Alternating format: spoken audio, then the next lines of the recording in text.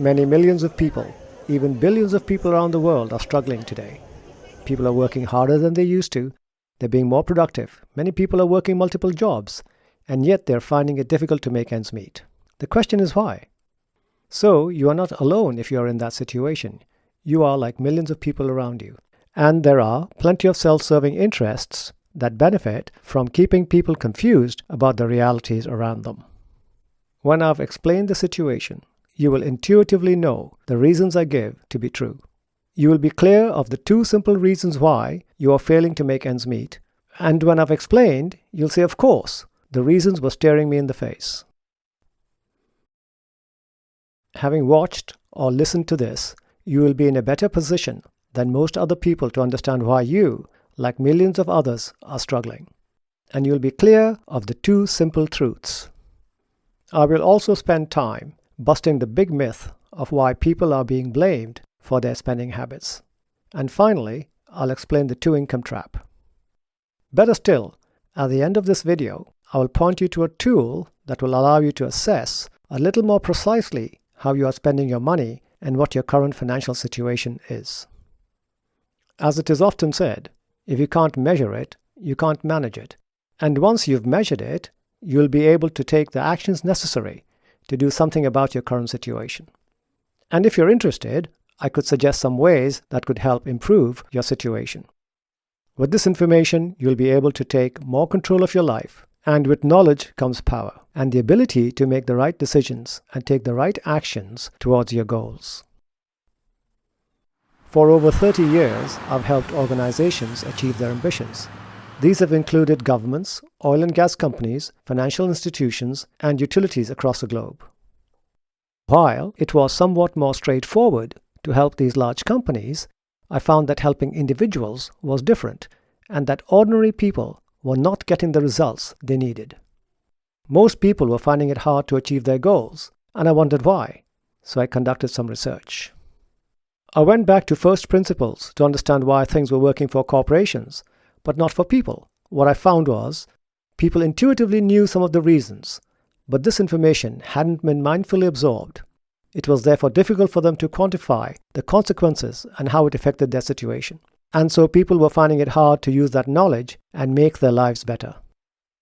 Sure, there's plenty of information out there, but there's also lots of contradictory data and news that is designed to confuse people. Once I'd worked out the reasons for why people were finding it hard to make life work for them, I spoke about what I'd discovered with people I met. Those people intuitively knew what I was saying was right, but they just hadn't taken the time to work it out for themselves. And so I'm writing a book on the subject. But in the meantime, I thought that this would be a good way to share that information early so that people could better their lives sooner. Here's the first simple truth. Most people, no matter how hard they work, no matter how many hours they do, no matter how many jobs they hold down, their income, year on year, will continue to decline. Scary, isn't it? Even depressing. But sadly, it's true. The fact is, year after year, people are making less money, and this pace of diminishing income is only accelerating. And it all started a long, long time ago. And here's why. Some time ago, half the population, the women, raised families, and the men went out to work.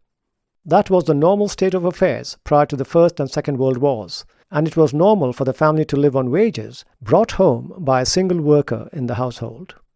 Of course, at this time, it was unfortunate that women were economically dependent on the men, and they therefore had a weaker standing in society. During World War I, as men were recruited as soldiers to go and fight, women picked up the slack back home on farms and factories.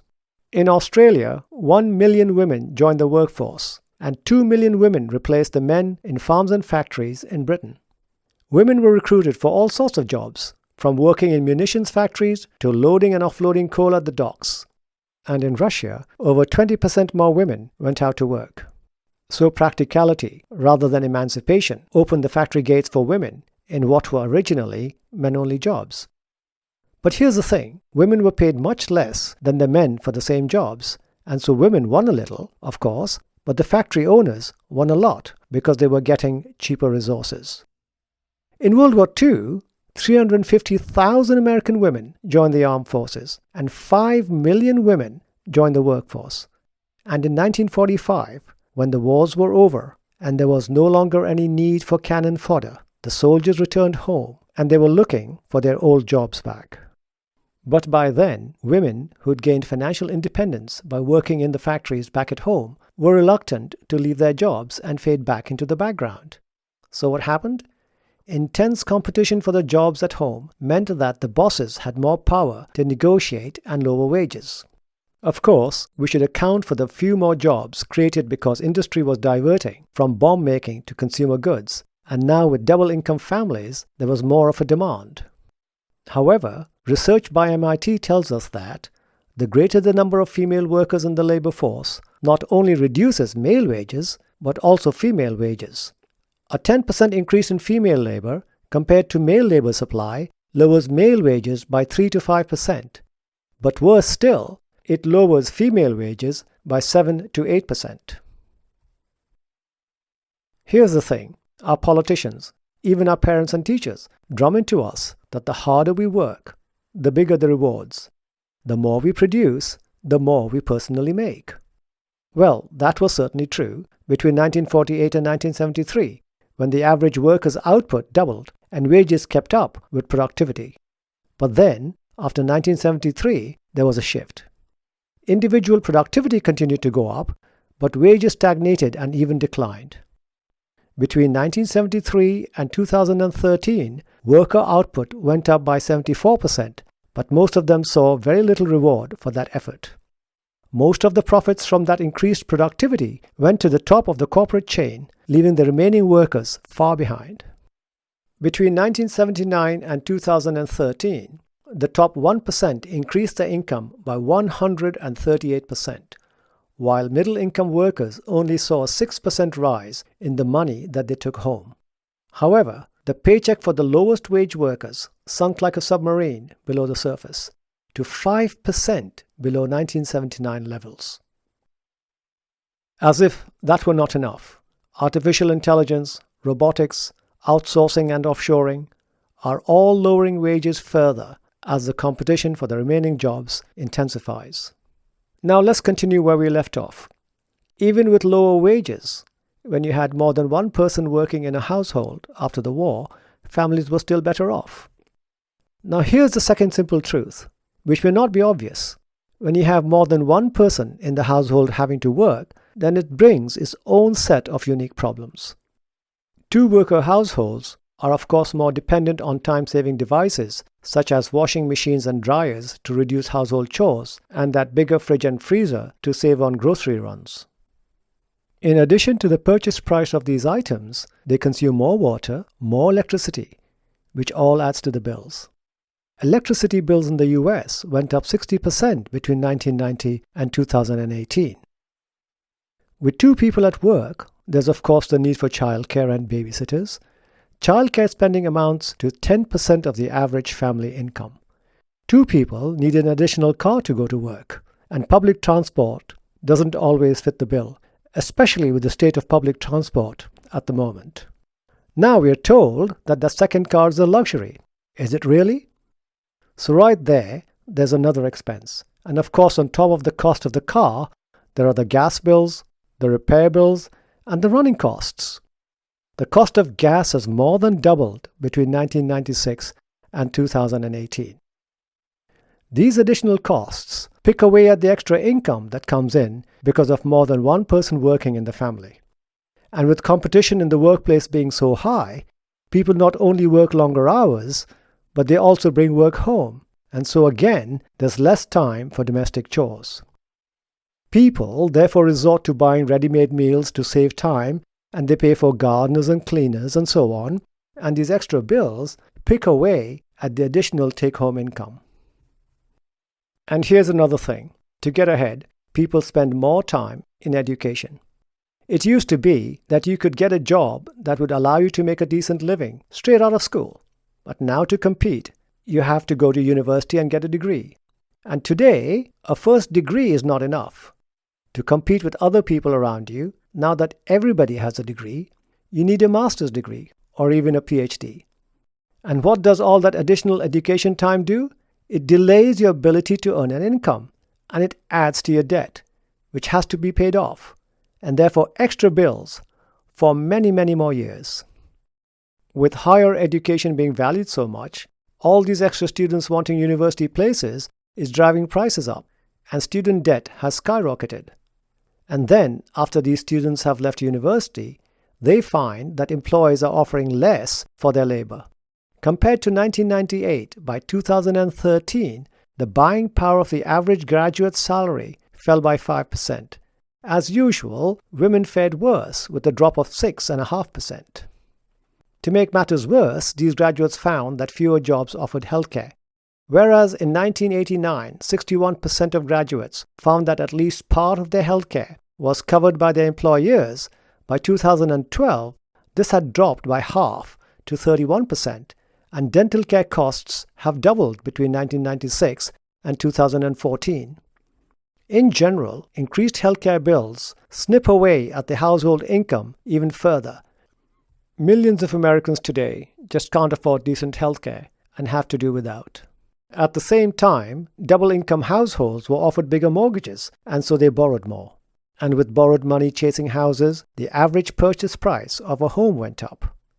Between 1990 and 2019, the average home price went from $150,000 to $384,000.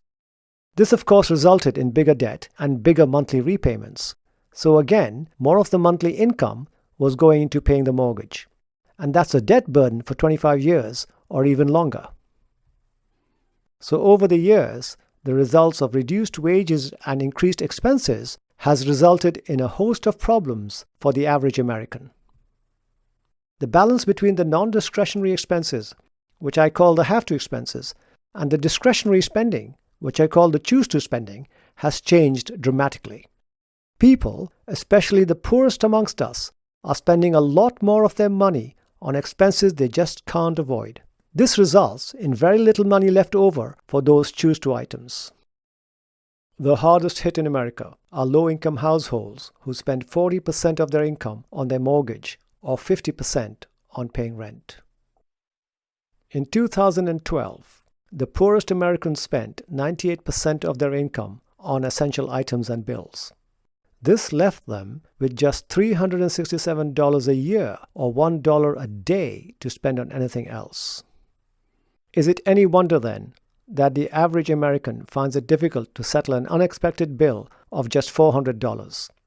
A car breakdown, a boiler failing, a trip to the dentist, and any money that they have left over the entire year is gone, and the situation is growing worse.